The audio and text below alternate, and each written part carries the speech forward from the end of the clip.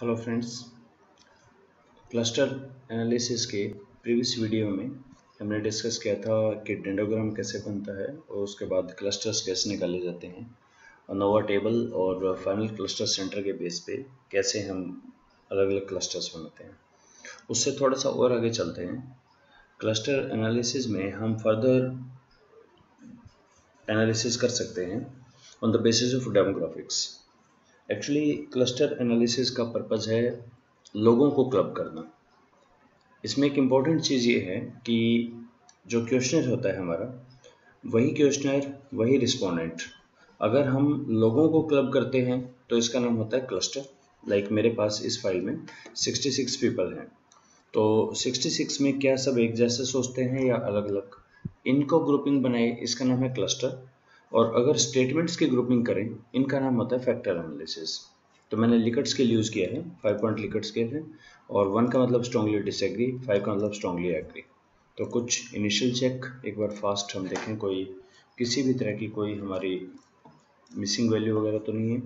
66 all 66 हैं, ठीक है।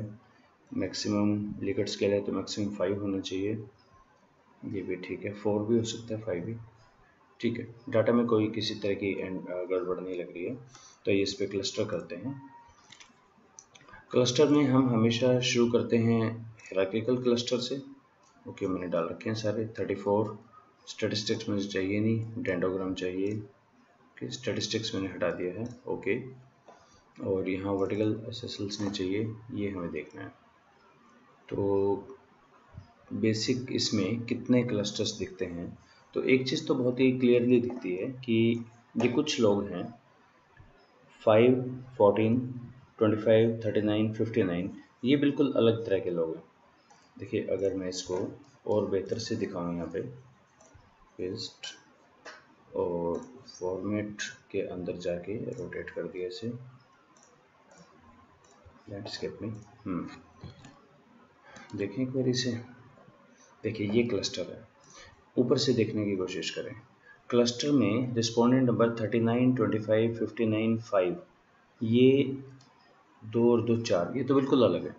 अगर इन 4 को हम हटा दें तो हमारे पास क्लस्टर बचते हैं। एक तो ये वाला एक मेजर बचता है, ये 2, 16 और 63 थोड़े से अलग हैं। अदरवाइज ये सारे एक के अंदर है, यानी एक ये बड़ा क्लस्टर है, एक ये बड़ा क्लस्टर है, और एक ये बंदा 14 नंबर, और 2-3 बंदे ये। तो इसके लिए बेहतर क्लस्टर बनाने के लिए हम इनको अपनी एनालिसिस से बाहर कर देते हैं। इनका नाम है, रिस्पोंडेंट का देख लीजिए, 5, 14, 25, 39, 59। ओके, बाहर कैसे करते हैं? अनसेलेक्ट, वो कैसे? Select case, reset. Select case में मैंने एक सीरियल नंबर डाल रखा है यहाँ पे, जो हमेशा एक अच्छा आइडिया है कि अपना फर्स्ट हमेशा सीरियल नंबर डाल देना चाहिए। तो ये रिस्पोंडेंट का नंबर है। अब मुझे करना है रिस्पोंडेंट नंबर 5 वगैरह को बाहर। तो इफ़ कंडीशन सेटिस्फाइड, कंडीशन क्या है? जब मेरा serial number not equal to का साइन होता है टिल्ड इक्वल टू 5, तो 5 के इक्वल ना हो। एंड का मतलब और क्या कंडीशन है? तो serial number not equal to 5, and इस चीज़ को, क्योंकि बहुत सारे लोगों को हमने बाहर करना है, तो 5 बार पेस्ट कर दिया। ओके, 5 के बाद 59, उसके बाद 25, ये भी नहीं होना चाहिए, फिर 39। तो ये 4, इसका मतलब हुआ कि उन केसेस को ले जो इनके इक्वल ना हो, यानी इन चारों को छोड़ के सबको ले लें। कंटिन्यू। ओके, तो अब आप डाटा फाइल में देखना चाहें तो 5 और 25, 39 इनके ऊपर क्रॉस आ गया। अब ये एनालिसिस में नहीं आएंगे। दोबारा से हायरार्किकल क्लस्टरिंग लगा दें हम, तो ऑटोमेटिकली वो इन कम लोगों के 4 कम हो गए। देखते हैं, एक बेहतर आ गया क्लस्टर हमारा। कॉपी पेस्ट, इसका थोड़ा सीधा कर दें, 90 डिग्री पे रोटेट, ठीक है। तो ये हुआ एक क्लस्टर, ये हुआ दूसरा, ये एक तीसरा। मतलब मोटे तौर पे तो ये एक और ये दूसरा, लेकिन ये 2 बंदे 16 एंड 63 अलग क्लस्टर बना रहे हैं, और एक 14 भी अलग बना रहा है। इन तीनों को भी अगर हम बाहर कर दें तो ज़्यादा बेहतर आ जाएगा। 14 एक है और 16 63। ओके, चलिए जी, सिलेक्ट केस इफ, और यहाँ से ले लेते हैं हम 1 2 3, तो 39 के बाद 14, 14 के बाद 16 और 63।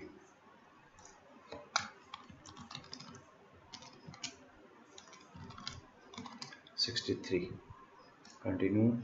Okay, hierarchical cluster. तो ये जो क्लस्टर आया है हमारा, ये अब खैर अगर हम इससे और आगे चलेंगे तो मतलब यूं ही निकालते रहेंगे तो क्लस्टर बहुत ही छोटे हो जाएंगे, लेकिन ये हमें देखना है कि हमें ऐसे निकाल देने चाहिए या नहीं। अब थोड़े से बेहतर क्लस्टर आ गए, एक क्लस्टर तो एक क्लियर दिख रहा है और एक ये दूसरा दिख रहा है। तो अब एक चीज़ तो ये है, बेसिकली दो क्लस्टर हैं इसमें, उन 8 लोगों को निकाल के, एक ये और एक ये, लेकिन दूसरे क्लस्टर में सब एक जैसे नहीं है। ये एक, ये 3 बंदों का दूसरा और ये 3, तो टोटल 1 2 3 4 क्लस्टर हैं इसमें। लेकिन 4 क्लस्टर ऐसे हैं, एक और दूसरे का पहला पार्ट, दूसरा पार्ट, तीसरा पार्ट, तो इस तरह से इनको किया जाना चाहिए, तब रिजल्ट्स ज़्यादा बेटर रहेंगे।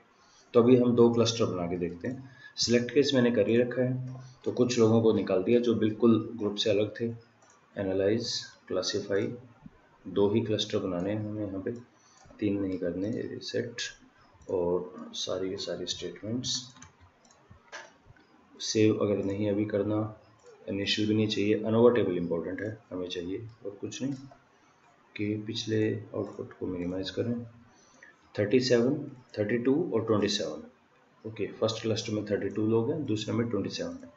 कौन कौन सी स्टेटमेंट ऐसी हैं जिसपे सिग्निफिकेंटली दोनों क्लस्टर डिफर करते हैं? तो 4 पे नहीं करते, जिन पे 0.05 से छोटा है उस पे दोनों क्लस्टर सिग्निफिकेंटली डिफरेंट है।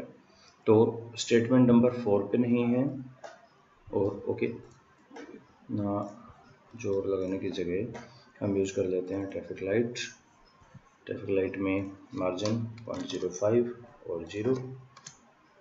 ओके, ये फटाफट कर देगा कि जहाँ पर भी सिग्निफिकेंस की वैल्यू ग्रीन आई वो हमें नहीं देखनी।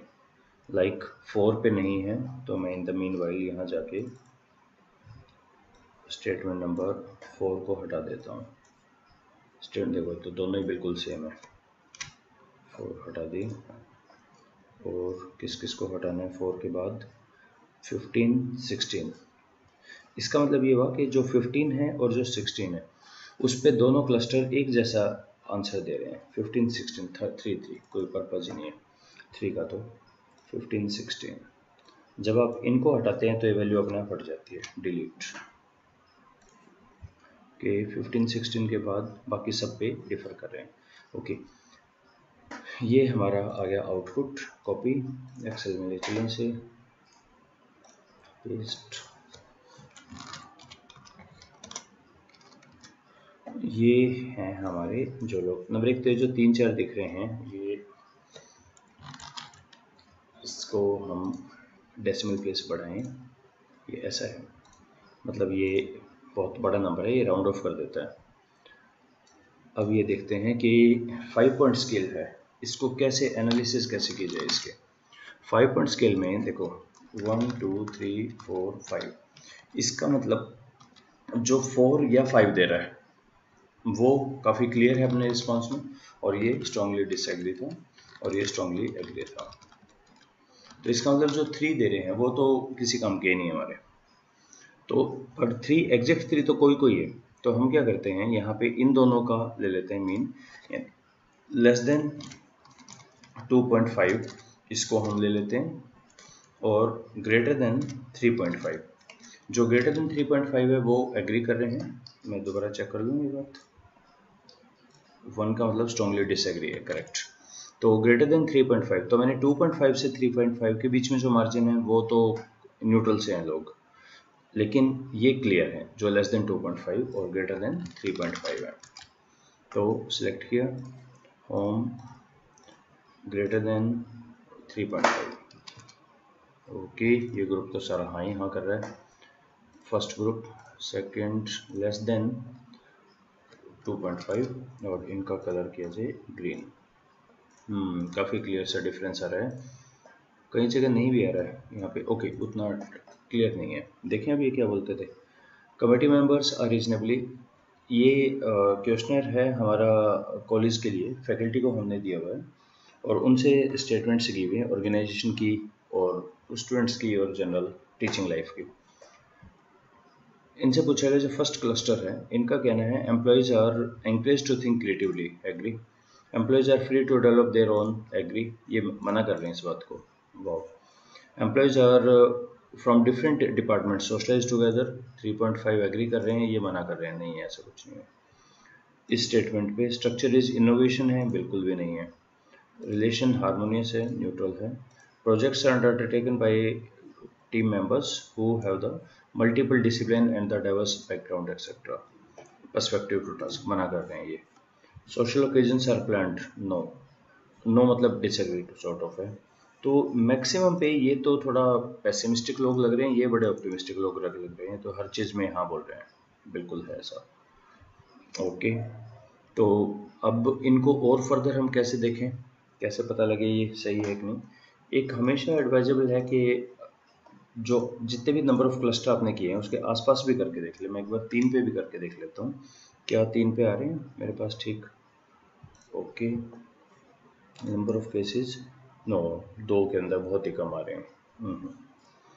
अगर इस पे सबसे पहली चीज़ जो मैंने लास्ट वीडियो में डिस्कस की थी, नंबर ऑफ क्लस्टर इक्वल से होने चाहिए, जैसे 32 27 है, ठीक है। अगर लगे 32 को हम फर्दर डिवाइड कर सकते हैं, पर यहाँ पे तो बिल्कुल ही नहीं आ रहे। एक और भी चीज़ यहाँ पे करके देखा जा सकता था कि अभी तो मैंने 6 बंदे हटा रखे हैं, और अगर मैं ये कहूँ कि चलो ऑल केस कर दें, तब देखें क्या रिजल्ट हमारे निकल के आते हैं। के मीन्स पे 3 के, ओके,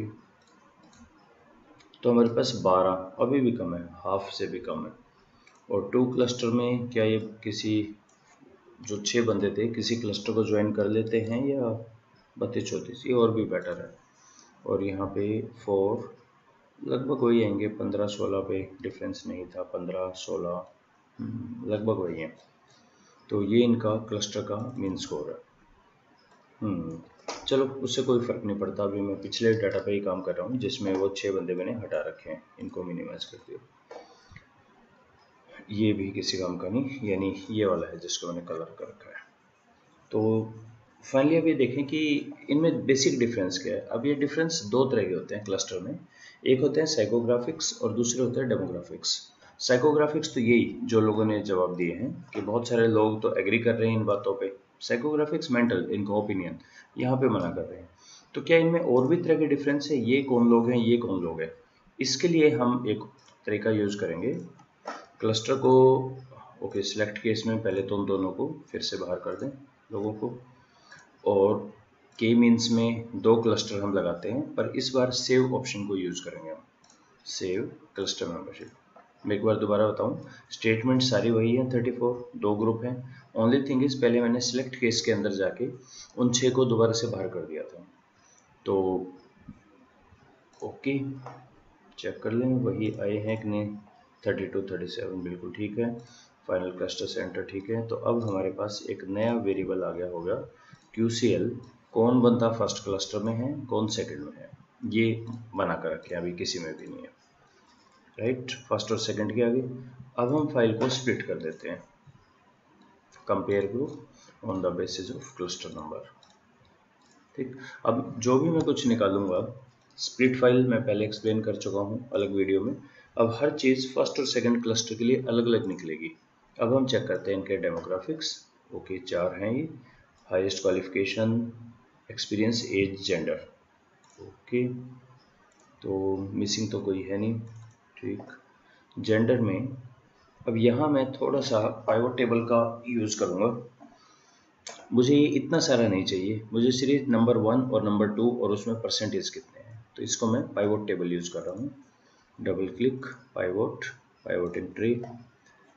इसमें से मुझे सिर्फ एक देखना है, वैलिड परसेंटेज, तो स्टैटिस्टिक्स को यहाँ डाल दिया, और इनको कॉलम में तो हाईएस्ट क्वालिफिकेशन को यहाँ डाल दिया। और फ्रीक्वेंसी की जगह वैलिड परसेंटेज या परसेंट। अच्छा, इसमें तो सेम ही है दोनों, परसेंटेज करके। ओके, कुछ इशू हो रहा है, नहीं आ गया, परसेंटेज आ गया। इसी तरह मैं चारों टेबल का एक बारी, इसको बोलते हैं कस्टमाइज टेबल बनाना। ये इधर और परसेंटेज। थर्ड पे एज पे, जेंडर पे, पाइवोटिंग ट्रे, स्टैटिस्टिक्स यहाँ पे, एज ग्रुप यहाँ और परसेंटेज, स्टैटिस्टिक्स यहाँ, जेंडर यहाँ, जेंडर अच्छा पिछला एज का था, परसेंटेज। ठीक है जी, अब देखते हैं। बल्कि देखना क्या है, इसको तो हम चाहे तो कॉपी भी कर सकते हैं। 1 और 2 क्लस्टर के ये जो केस थे, इसको ले चलते हैं इनके नीचे, पेस्ट। अच्छा, मैं एक ग्रुप नीचे पेस्ट कर देता हूँ, पेस्ट। 3 कैसे आ गए?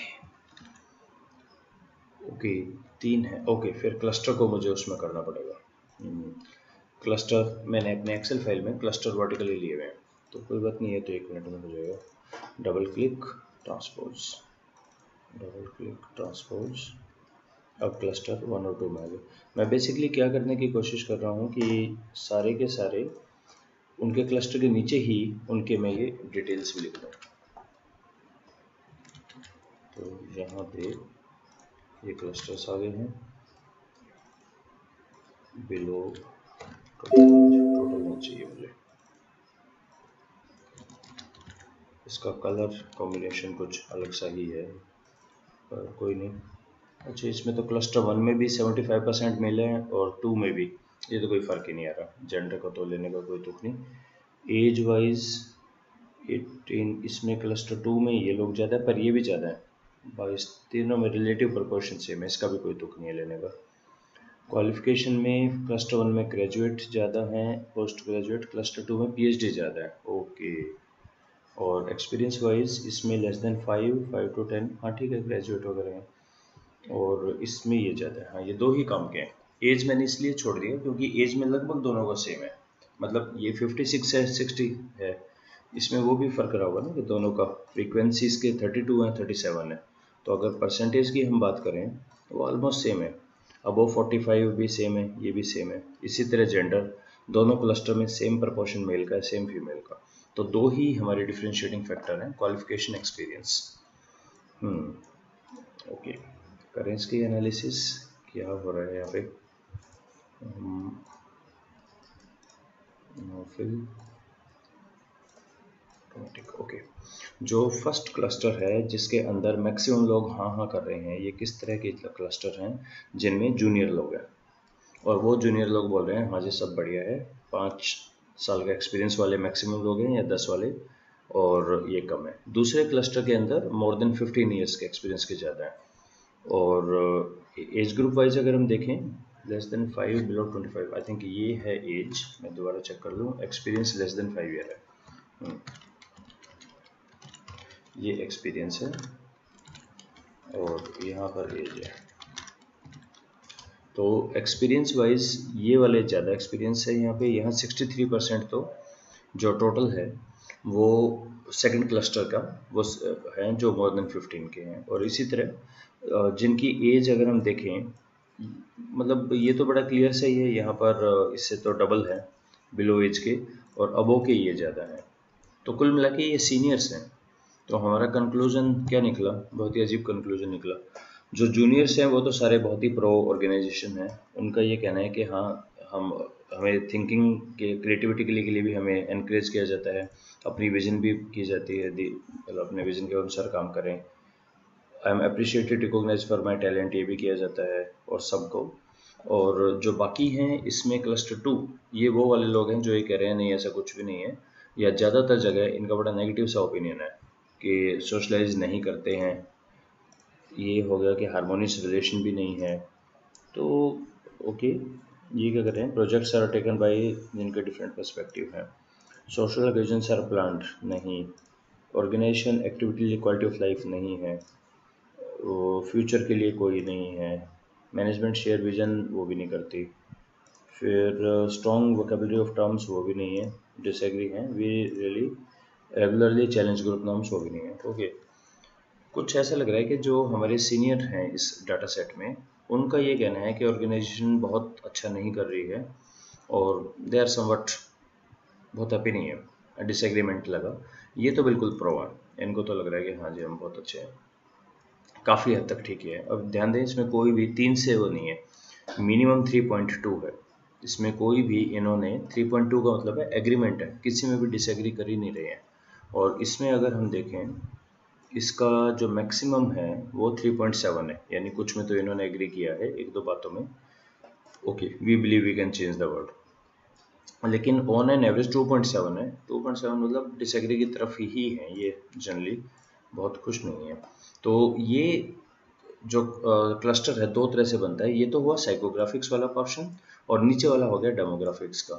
पर इसमें वही चीज़ रिपोर्ट करनी चाहिए जो बहुत ही कंट्रास्ट हो, लाइक ये साफ दिख रहा है कि 63% इसका वो लोग हैं जो बहुत ही सीनियर हैं और इसका मेजोरिटी जूनियर है।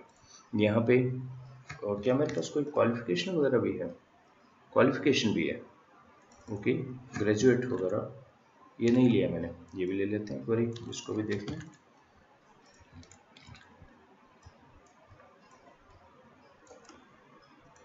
कि इससे कुछ निकल कर आई तो एक मिनट, मैं इसका फॉर्मेट सेम करने की कोशिश कर रहा हूँ, फॉर्मेट बेस्ट। हाँ जी, ग्रेजुएट 66%, पीजी ऑलमोस्ट बराबर और पीएचडी 59%। ओके, ये है क्वालिफिकेशन। तो बेसिकली एक प्रॉब्लम ये भी हो रही है कि ये जो पीएचडी लोग हैं, तो खैर एक ही बात है, ये सीनियर हैं, एज भी उनकी ज़्यादा है और ये पीएचडी भी हैं, ये थोड़े से माइट भी इनको शायद ऐसा लग रहा हो कि हमारा कोई आगे करियर ग्रोथ नहीं है या एक सॉर्ट ऑफ स्टेग्नेशन आ गया है, इसलिए थोड़े से निराश हैं। ये लग रहा है कि अभी ग्रेजुएट हैं और बहुत कुछ करना है, तो ऑर्गेनाइजेशन बहुत बढ़िया कर रही है, माइट भी। तो ये था हमारा डेमोग्राफिक्स के बेस पे क्लस्टर एनालिसिस को इवेल्युएट करना, जो साइकोग्राफिक्स के बाद निकलता है। तो इसमें मैंने कई चीज़ यूज़ की हैं, मैं एक बार क्विक बता देता हूँ क्या क्या मैंने यूज़ किया। सबसे पहले तो मैंने ये बताया था कि डेंडोग्राम में, अगर आप कभी भी डेंडोग्राम बनाते हैं हायरार्किकल क्लस्टर में, तो डेंडोग्राम में जो एक्स्ट्रा होते हैं यहाँ पे, उनको आप सिलेक्ट केस से डीसिलेक्ट कर सकते हैं यहाँ पे। तो मैं सिलेक्ट ऑल केस कर देता हूँ, ये पहला था। दूसरा है, जब इसको हटा के हमने फाइनली बनाया कि 3 क्लस्टर बनते हैं, तो के मीन्स में जाके हमने यहाँ पे 3 क्लस्टर बना दिए थे। और क्लस्टर बनाने के बाद अगर लगता है सब कुछ ठीक है तो सेव कर सकते हैं क्लस्टर मेंबरशिप। सेव करने के बाद क्या होगा कि हमारे पास यहाँ पे एक नया आ जाएगा क्लस्टर मेंबरशिप, QCL का मतलब ये cluster number of clusters, cluster number of case membership है इनकी, कौन किस क्लस्टर में है।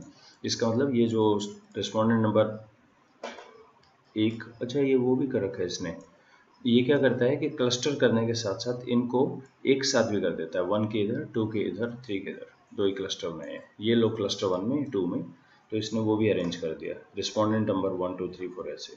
मैं वापस जा सकता हूँ सॉर्ट असेंडिंग। तो तीसरा मैंने यूज़ किया है, एक ऑप्शन यूज़ किया है स्प्लिट फाइल। स्प्लिट फाइल करने से क्या होगा कि अगर मैं यहाँ स्प्लिट कर दूँ तो इससे जो भी मैं कोई चीज़ निकालता हूँ डिस्क्रिप्टिव वगैरह, वो सेपरेट सेपरेट देता है। फाइनली क्लस्टर के अंदर हम हमेशा लेते हैं क्लस्टर की मेंबरशिप, ये क्लस्टर की मेंबरशिप, और ये कभी भी एक नंबर कंप्लीट नहीं होता, तो इसको एक्सेल में ले जाके डिटेल कर लें और इस पैटर्न पे इवेल्युएट करने की कोशिश करें कि जो क्लियर पैटर्न है। हालांकि ये 3.7 और 2.7 में सिग्निफिकेंट डिफरेंस है इस पे भी, क्योंकि ये चीज़ हमें अनोवा से पता लगी है कि इन दोनों में सिग्निफिकेंट डिफरेंस है, जो यहाँ अनोवा है। पहले अनोवा देखा जाता है, जैसे 4 नंबर स्टेटमेंट को इवेल्युएट करने का कोई तुक नहीं है, इस पे दोनों एक जैसा बोल रहे हैं। देखें इसकी 4 और 4 है, इस पर कोई नहीं, मतलब 3.9 या समथिंग होगा, कोई डिफरेंस नहीं है। तो सिर्फ उनको लें जो स्टेटमेंट जो अनोवा बता रहा है कि सिग्निफिकेंटली डिफरेंट है, पर उसके अंदर भी और क्लियर डिस्टिंक्ट देखें तो ये पता लग जाता है 2.5 से छोटा या 3.5 से किस तरह का ओरिएंटेशन है, रफली आपको वही पता लग जाएगा। और फाइनली उसको डेमोग्राफिक्स के साथ और कोरिलेट करें। So this gives A complete detail of cluster analysis. Cluster में एक और चीज़ मैंने अभी छोड़ दी है, वो आप करके देख सकते हैं। जब आप हायरार्किकल क्लस्टरिंग करें तो यहाँ मेथड में बाय डिफ़ॉल्ट बिटवीन ग्रुप होता है, ये वन ऑफ द बेस्ट है, लेकिन कई लोग फारदेस्ट या नियरेस्ट या सेंट्रॉइड इन मेथड को भी यूज़ करके देखते हैं। फारदेस्ट का मतलब होता है जो मैक्सिमम, जो सबसे डिस्टिंक्ट हैं वो कितनी दूरी पे हैं, नियरेस्ट का मतलब होता है जो है ना कि गरम दल में नरम कौन है और नरम दल में गरम नेता कौन है, जो सबसे नियरेस्ट कौन मिलते हैं। With in group by default between group होता है, इसी को यूज़ किया जाता है। बाकी भी कई लोग चेंज करके भी देखते हैं। आई होप ये थोड़ा सा कुछ क्लियर हुआ आपको। Thank you.